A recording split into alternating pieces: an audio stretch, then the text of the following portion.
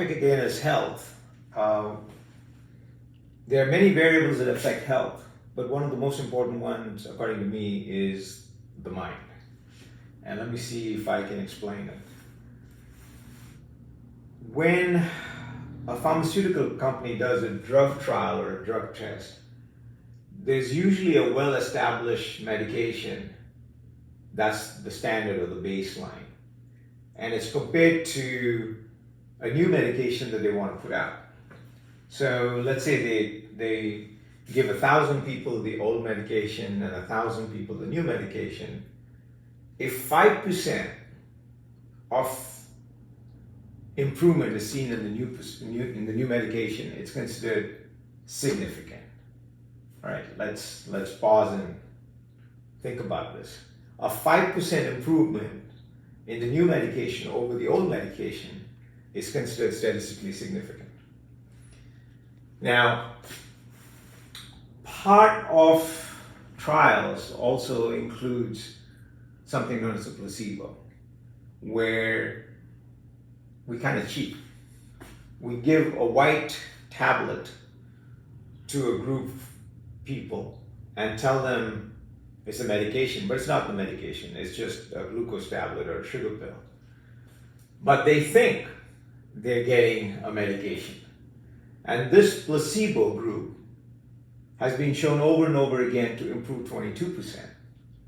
So if 5% is considered significant, then 22%, which is more than 4 times greater than 5%, is a dominant effect. It's very significant, right?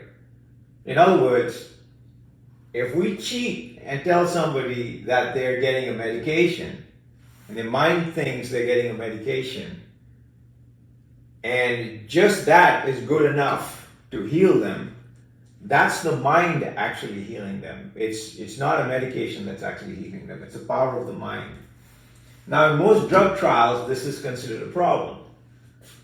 But I say this is a huge advantage, right? If I can treat you, if I can heal you by tricking you into believing that you're taking a medication and you're not, why not, right? That's your body, your mind healing yourself.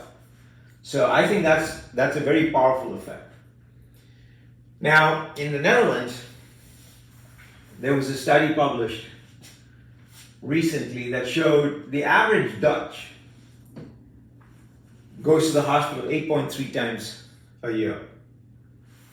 The low range is 7 and the high range is 9.6 and the average is 8.3, right? So the spread is between 7 and 9.6.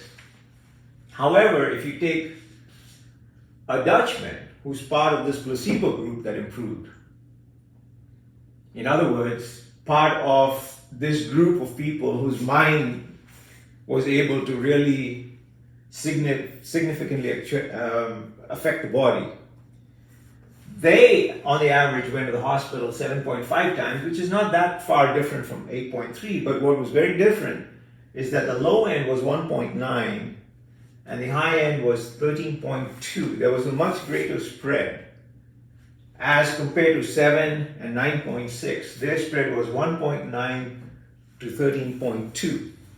What does that mean?